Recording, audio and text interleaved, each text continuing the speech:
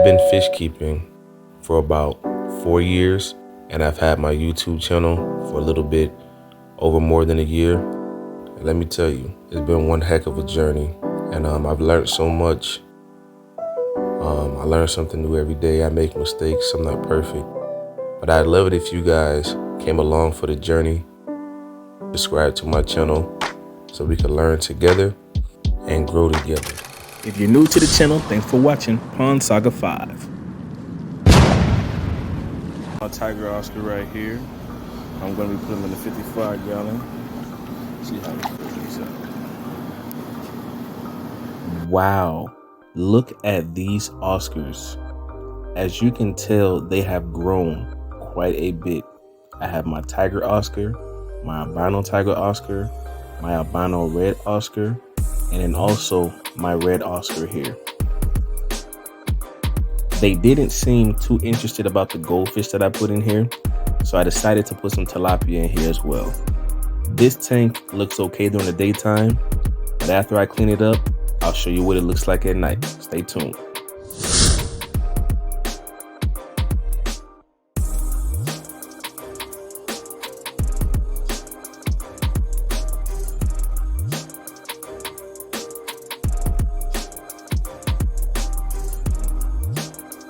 These fish bring this tank to life.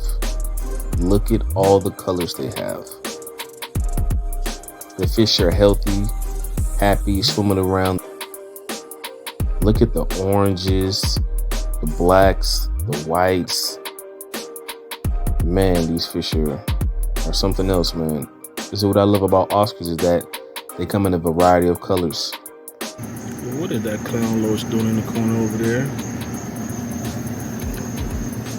With the catfish. See nobody?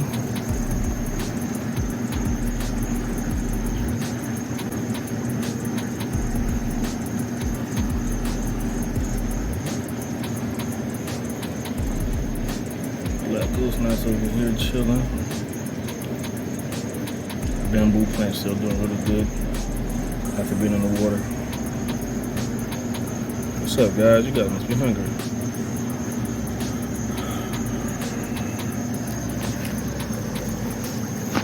And over here, going crazy, thinking he wants something to eat. Big Oscars, big catfish, little Oscars, little catfish.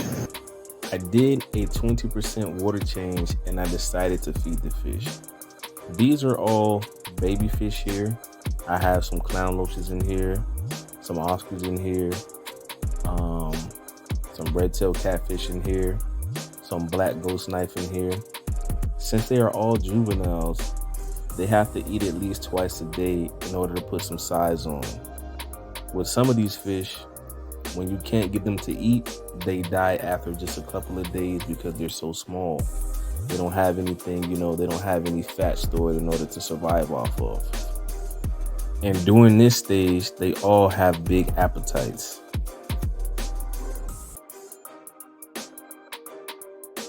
The catfish have been doing well. They've been eating. I dropped some tilapia in here for them because they need something a little bit bigger. These little red things that you see on the ground, these are actually frozen bloodworms that I thawed out. As you can see, these fish are just having a go at it. The black ghost knife really seems to be liking these bloodworms right here, I noticed. And they typically only come out to feed at night. But if you feed them a few times during the daytime, what I notice is that if there's food available, they'll typically come out of their hiding places just to feed.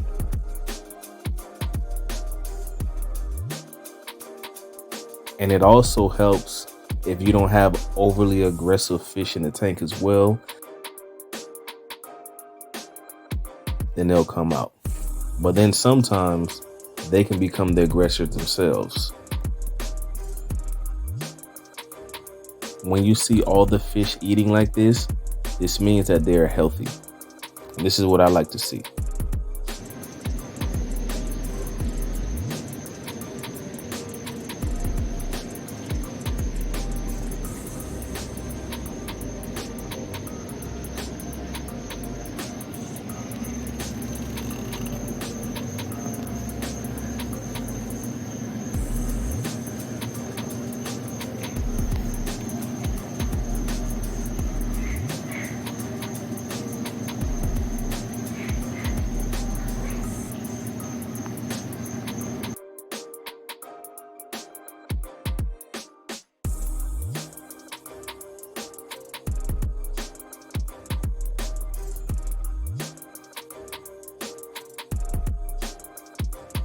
Alright, buddy. You gotta go to the big pond. You're being too mean. I really like your colors, but you gotta go to the big pond, playboy. You gotta be nicer. Nah, I gotta put you in here with Bruce.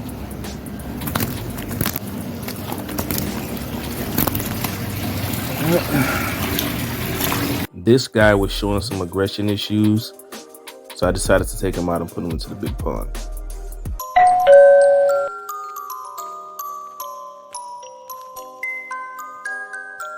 I decided to do a late night feeding and to add some feeder fish in here. I do this every once in a while. I usually feed them pellets, but every once in a while, I give them a treat. At the end of the day, these are still predator fish. And I try my best to mimic the type of things that they would eat in the wild.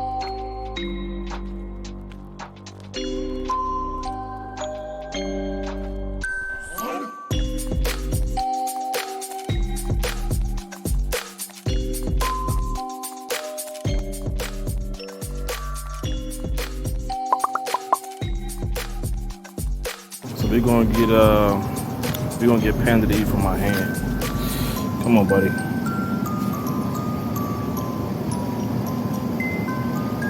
Good job.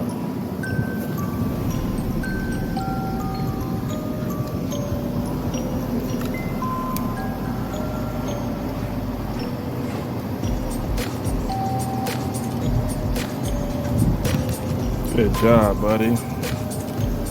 That's 2.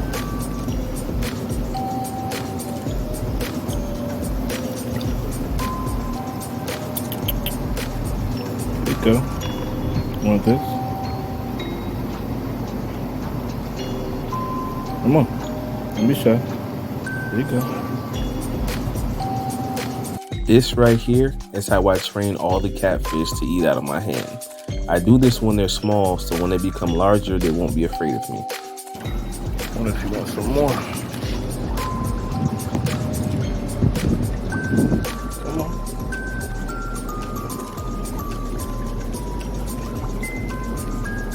Too full? Come on. All the fish are doing extremely well and are starting to grow fast. So now I think it's time to get them into bigger spaces so they can grow out even more. Today, we're going to transfer this guy to the pond because he's grown so much in the past 2 weeks that he's been in this tank. I hate to see him go, but we have to make some more space for the smaller catfish that have to grow out as well.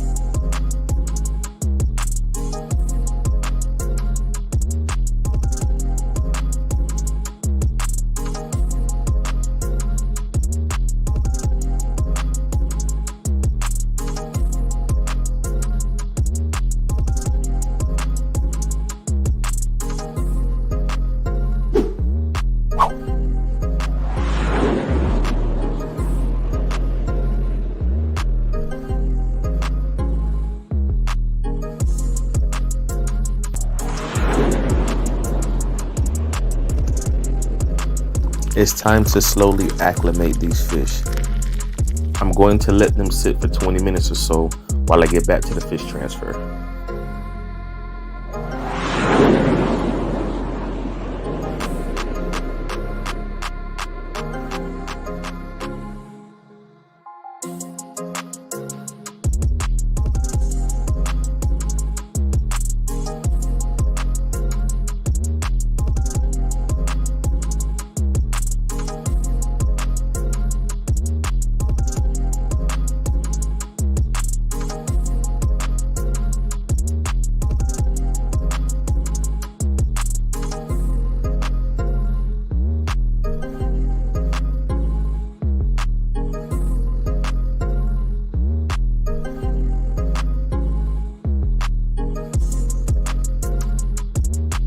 There you go, little fella.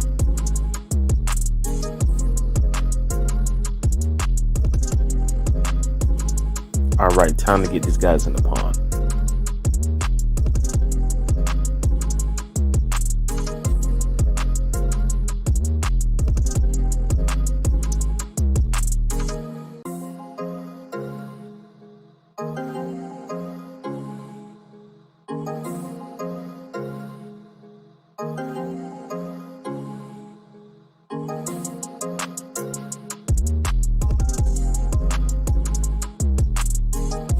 While trying to capture cream pie, one of his spines ended up poking me, and that didn't feel too good. Out of all my catfish, he's probably the most difficult to handle.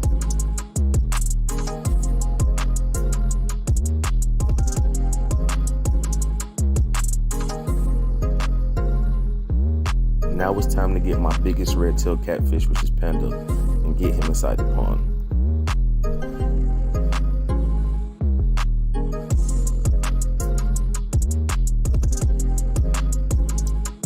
Thanks for watching.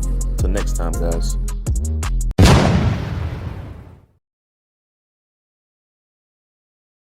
Today I'm going to show you how to take apart the VivoSun 800 gallons per hour submersible pump.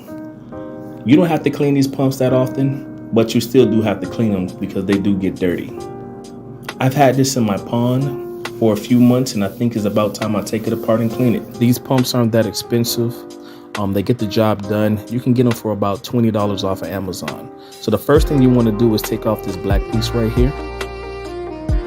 And the easiest way I find to do it is just to get a knife and to wedge it in the slot right here. Make it come apart. Once you do that, you can take it off easily. Here we got some gunk right here that we're going to clean out later. Right here it has a propeller. And there's some magnet propeller. So we're going to take this piece out right here. And what you can do is just try to get something to wedge in between the propellers, just like the knife, to pull it out. Now you can go ahead and give it a clean. Man, this thing is filthy. It's a dirty job, but once again, somebody's got to do it. Here we go. We're going to be doing a little bit of aquarium maintenance. This right here is my bag of lava rock. I'm cleaning it in actual tank water because I want to keep the beneficial bacteria that has already built up. The beneficial bacteria, little organisms that's attached to the lava rock, they are so important. They help to basically keep the aquarium water crystal clear, and they also help to break down the waste that's left inside of the tank. Here I go, putting it back in. Next, I'm going to be taking up my filter floss. This right here is also full of beneficial bacteria. The filter floss basically helps to polish the water and, to keep it, clear as well. And I also have beneficial bacteria built up in here. We're also going to clean this in tank water. You know what I'm saying? It looks real nasty. It looks real disgusting. And you know what I'm saying? It is what it is. It's always good to have some gloves on deck when you do this. But, if you don't, sometimes you just got to get in there and get gritty. You know what I'm saying? Just make sure that you wash your hands thoroughly a few different times after you get done.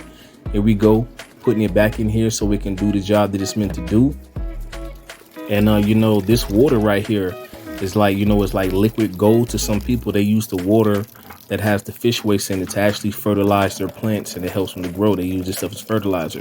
You know what I'm saying? It's organic, so, you know what I mean? I'm also going to be giving the lava rock that I had inside the tank a rinse as well in this tank water right here. I usually try to keep a bag of lava rock inside of the tank. This way, if I want to hurry up and cycle another tank in less than 24 hours and throw some fish in, I can, because of this bag of lava rock. It's basically a hack. That's how you can basically, cycle your tank a lot quicker rather than waiting. Some people wait 2 weeks, 3 weeks before they throw fish in. And by you having this lava rock and the beneficial bacteria already built up, I don't have to wait that long.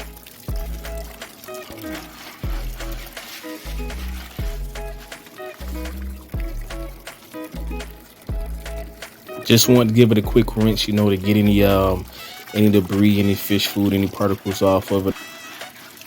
The lava rocks have a bunch of holes in it all over it. And that's basically where the beneficial bacteria, they reside and where they hide out at. You know what I'm saying? They really come in handy, especially if you have fish particles or waste on the inside of the tank. You know what I'm saying? And if it lands on the bag, and you know what I'm saying, the bacteria can go ahead and, discard of it. This right here is my internal filter. This is how you basically clean these. You basically take it apart, inspect it, and then you have to basically open it and then take the sponges out. So right now, what I'm going to be doing with this sponge is I'm going to be throwing it also in tank water right here and throwing, the rest of the pieces in here. just so we can go ahead and give this a clean and give this a rinse out. This DIY overflow really comes in handy. You know what I'm saying? It's still doing a water change, and while it's trickling the water out, I'm actually using the water to my advantage. This is the second sponge that comes equipped with it. Also rinsing these out, you know, it has a lot of beneficial bacteria built up in these sponges as well. Pouring this stuff right here out into the grass. I wish I had some plants going right now, I'd put it in there. If we're gonna rinse this out with tank water as well, just because, you know, it's trickling out. I can clean it with tap water if I wanted to, but I'm being lazy today. So I have a whole system and a whole routine going on, and it makes it a lot easier for me. By doing it this way, it saves me time, and with the time that I've saved, I could be doing something else.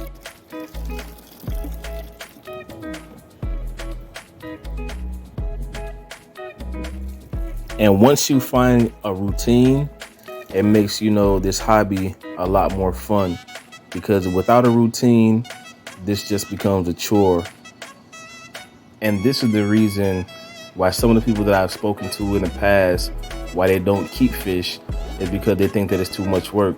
But really, it is a lot of work, but there's ways around it to make it a lot easier. Once you figure it out, it's really no work at all. So I'm cleaning both of my tanks right now. I'm doing a water change. So basically, doing it like this to do a water change, if I do both of the tanks at one time, it'll probably take me around 10 minutes to let the water out and about 5 minutes to put the water back in. So you're probably looking around 15 minutes at the most. I'm adding in water conditioner to make the tap water safe, and I'm also going to put some more beneficial bacteria back in here. With every water change, you remove beneficial bacteria, and because it plays such an important role, I always add more after every water change. Now, it's time to put this filter back together. Just like that. Here it is. I stay on top of my water changes. Even though the water looks crystal clear before water change, it doesn't necessarily mean that the water is safe for the fish, which is a big misconception that people have. Here, I'm just gonna sprinkle some aquarium salt in here. Usually people add this stuff when their fish are sick. It helps, you know what I'm saying, helps fish get over sicknesses such as ick. But you never know, you know what I'm saying, what fish are going through all the time. So I just sprinkle some in here from time to time, just in case if I could catch something before it happens. I'm multitasking. While the DIY overflow is emptying the water out of one tank, I have the hose in the other tank, filling it up to make this process a little bit faster.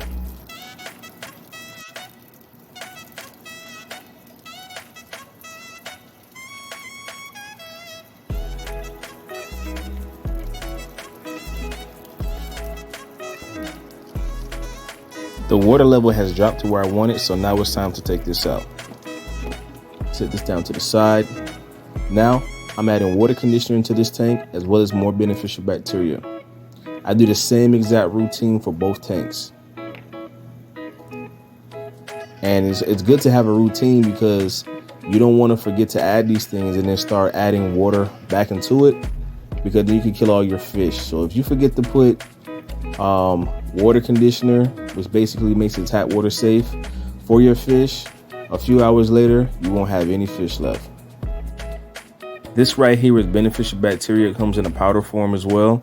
I usually only add this to my pond, but just for the sake of the video, I wanted you guys to see what it looks like, so I decided to add some to my tank.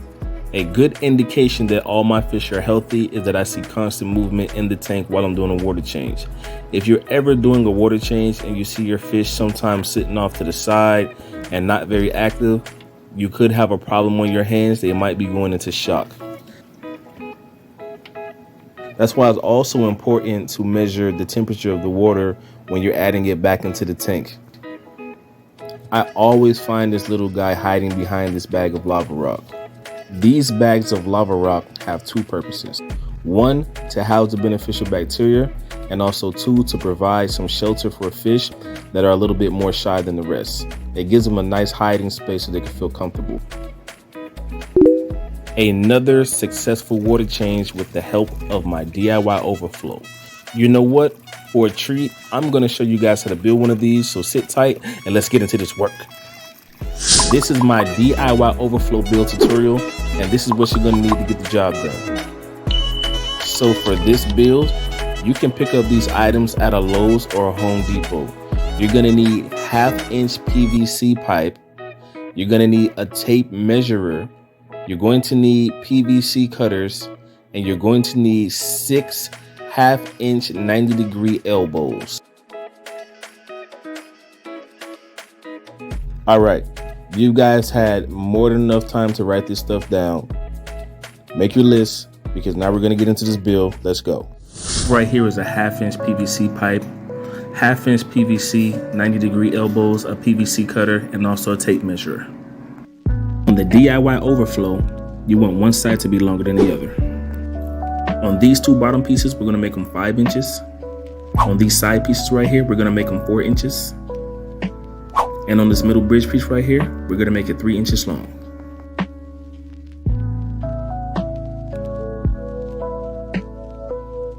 And on this other side piece right here, we're gonna make it about 1 foot. So before you start putting this project together, you're gonna have to make sure you have about 7 cut pieces.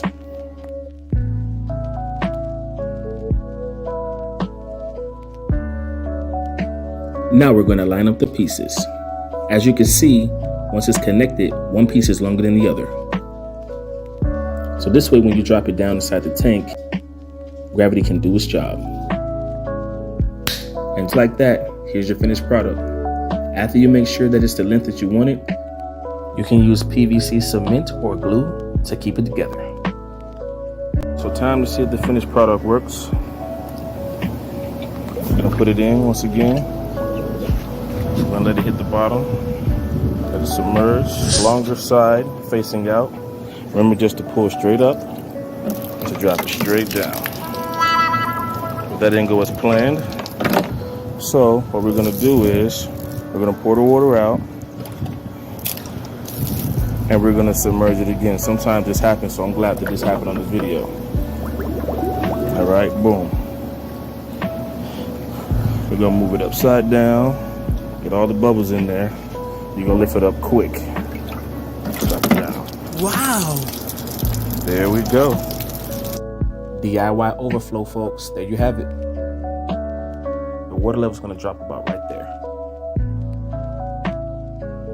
As you can see, the water level is slowing down, and it has now stopped. The water level has dropped to where the PVC pipe begins.